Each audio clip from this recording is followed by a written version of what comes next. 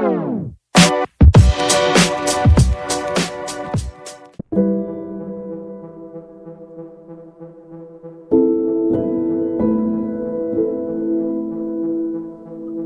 की बहन लॉसा को कॉर्वस ले गया था। वो एक बच्ची थी, इसलिए वो कॉर्वस का कुछ भी नहीं कर सकती थी।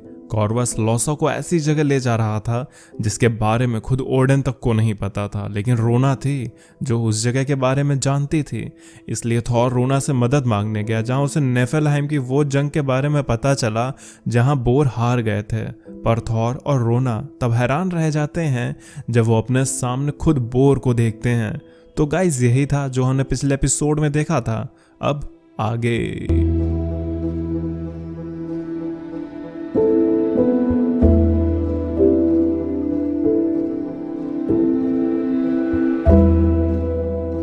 कहानी की शुरुआत में हम बोर को देखते हैं। ये एक तरह का टाइम एको है। ये हकीकत नहीं है, बल्कि पास्ट में हुई घटना की एक झलक है, जिसमें बोर एक वैल्करी को कुछ करने को कह रहे हैं, पर वैल्करी बोर के काम को करने में झिझक रही है।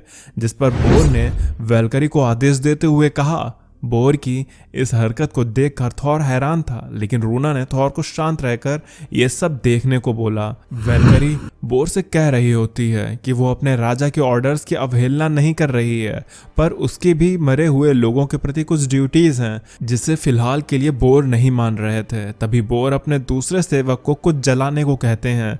उस सेवक के हाथ में कुछ पेपर्स हैं जिसे शायद बोर किसी और के हाथ नहीं लगने देना चाहते। वो सेवक पूछता है, माय लॉर्ड, क्या इसे जला देना ठीक होगा? क्या ये काम कर रहा है? जिस पर बोर ने कहा, हाँ, ये काम कर रहा है। तुम्हें क्या ये दिखाई नहीं देता कि अगर ये चीज काम नहीं कर रही होती तो वो अजनबी यहाँ पर क्या करता?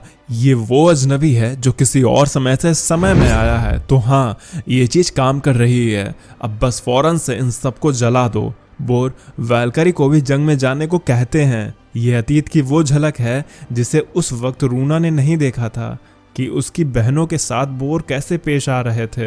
यहाँ कुछ तो चल रहा था, जो क्या है ये हमें नहीं पता। ये उस बैटल के व्यू हैं जब बोर किसी स्ट्रेंजर से हारे थे, या किसी स्ट्रेंजर की वजह से बोर का प्लान फेल हो गया था। वो स्ट्रेंजर कौन है ये तो आने वाला वक्त ही बताएगा। तभी बोर भी युद्ध में आ जाते हैं। वो कहते हैं, मॉर्टल, ये तुम्हारी सबसे बड़ी भूल है जो किसी और टाइम से यहाँ और इस जगह पर मरने के लिए आ गए हो।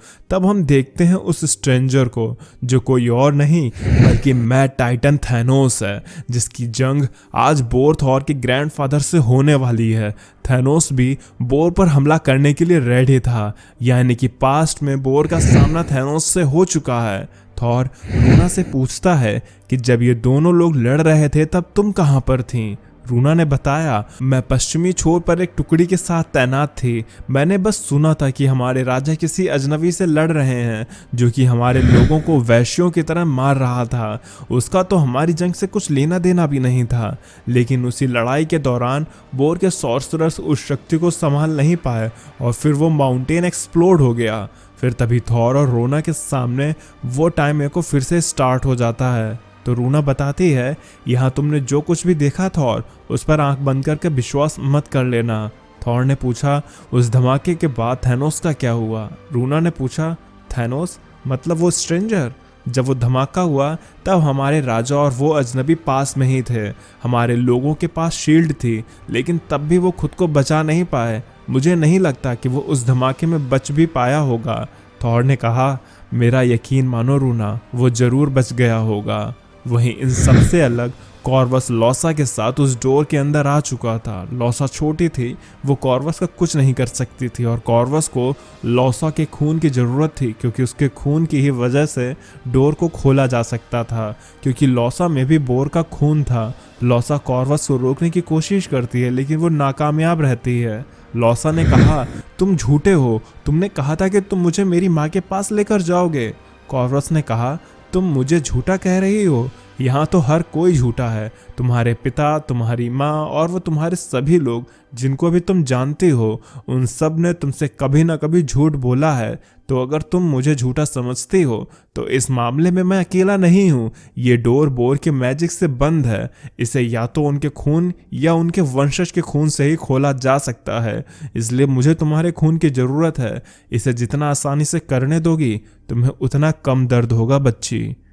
थॉर और रूना उस गुफा में आगे बढ़ते जा रहे हैं। रूना कहती है, हम वैल्करीज हैं जो कि युद्ध में मारे जाने वाले योद्धाओं को लेकर जाती हैं। हमारा डेथ पर या लाइफ पर कोई कंट्रोल नहीं है। हमारी ये ड्यूटी है जिसे बोर कभी समझ ही नहीं पाए। उन्हें अक्सर ही हमारी लॉयल्टी पर शक रहा। वो हमारे डेट्स के प्रति कमिटमेंट नहीं समझ पाए। मुझे ऐसा लगता है कि गॉड्स ये समझते हैं कि वो हर चीज़ को अपने कंट्रोल में कर सकते हैं। थॉर ने कहा, कहीं तुम मुझे ताना तो नहीं मार रही हो? जिस पर रूना कहती है, नहीं माय किंग, मैं आपको कोई ताना नहीं मार रही। आप अपने ग्रैंडफादर की तरह नहीं हैं। पर जब ये लोग जा रहे होते हैं तो उन्हें कुछ क्रिएचर्स भागते हुए नजर आती हैं। ये किसी चीज़ से भाग रही थीं। रूना ने बताया, कुछ तो है जो इनका शिकार कर रहा है। थॉर ने कहा, मुझे ड्रॉगर्स की महक आ रही है। जरूर यहाँ आसपास ड्रॉगर्स हैं। तब हम देखते हैं ड्रॉगर्स को जो कि ज़ॉम्बीज़ की तरह हैं। थॉर रूना से इनके सिर पर निशाना लगाने को कहता है। थॉर और रूना ड्रॉगर्स को मारने लगते हैं। ये ड्रॉगर्स खुद से पैदा नहीं होते हैं, बल्कि ये बनते हैं बुराई से, रिग्रेट से और धोखेबाजी से। ये ना तो जिंदा ही होते हैं और ना ही मरे होते हैं। थॉर देखता है कि इन ड्रॉगर्स में 9 वैल्करीज भी शामिल थीं। ये पहली वैल्करीज थीं। इस जगह कुछ तो हुआ था जिस वजह से इन योद्धाओं की ये हालत हुई थी। ड्रॉगर्स एक तरह से स्कैवेंजर होते हैं। ये लोगों की मेमोरीज को खाते हैं और उन पर ही जीते हैं। और वो अजीब क्रिएचर्स जो कि फिश की तरह लग रही थी, वो इनकी मेमोरीज थीं। ये दोनों इनके बारे में बात कर ही रहे होते हैं कि अब से कुछ पल पहले एसगार्ड पर एक जंग हुई थी, एक गैलेक्टस सीड को लेकर, जिसमें काफ़ी शक्ति थी कि तभी रूना के हाथ से ब्लड की एक बूंद गिरती है जो कि एक पौधे का रूप ले लेती है और तभी एक बीटल भी वहां पर आ जाता है। थॉर ने कहा, हाँ वो जंग हुई थी, लेकिन हमारा गैलेक्टस से एक सौदा हुआ था उस गैलेक्टस सीड को लेकर। पर तभी उनके पीछे से कुछ आवाज़ आती है। थॉर समझ जाता है कि लॉसा नज़दीक है। वहीं कॉर्वस अपने ब्लेड से उस सील डोर को खोलने की कोशिश कर रहा था जिसमें लॉसा का खून लगा हुआ था। कॉर्वस का ब्लेड कार्बन तक को काट चुका है, वाइब्रेनियम जैसे मेटल को भी चीर चुका है। पर यह एसगार्डियन डोर के सामने कॉर्वस का ब्लेड टिक नहीं पा रहा था। खुद कॉर्वस भी हैरान था। उसे समझ नहीं आ रहा था कि अचानक ये हो क्या गया है। क्या इन सब के पीछे लॉसा थे या माजरा कुछ और ही था? और तभी वो माउंटेन एक बार फिर से जिंदा हो जाता है। थॉर भी अब वहां पहुंच चुका था। थॉर को देखकर कॉर्वस डर गया। उसकी ग्लेव से पकड़ ढीली पड़ती जा रही थी। कॉर्वस ने खुद को बचाव के लिए लॉसा को आगे कर दिया। रूना कॉर्वस को मारने बढ़ती है तो थॉर उसे रोक देता है क्योंकि इससे लॉसा की जान को खतरा था। लेकिन तभी वहां के पानी से कुछ और ड्रॉगर्स बाहर आने लगते हैं। पर तभी कुछ ऐसा होता है जिससे थॉर हैरान रह जाता है। थॉर की थंडर किसी वुल्फ का रूप लेकर कॉर्वस पर हमला कर देती है। रूना पूछती है, ये तुमने कैसे किया? थॉर ने कहा, मैंने नहीं किया। रूना ने कहा, ऐसा लग रहा है कि इस जगह का मैजिक इन चीज़ों पर असर डाल रहा है। हमें जल्दी ही इस जगह से निकलना होगा। तो थॉर ने कहा, तुम लॉसा को लेकर यहाँ से जाओ, मैं कॉर्वस को देखता हूँ। थॉर कॉर्वस की ओर बढ़ता है। कॉर्वस कहता है, तुम मुझे नहीं मार सकते। थॉर ने कहा, तुमने एक बच्ची का खून निकाला है, उसे धमकाया है और तुम ये समझते हो कि मैं तुम्हें ऐसे ही छोड़ दूंगा? फिर तभी वो लाइटनिंग वुल्फ कॉर्वस को खा जाते हैं।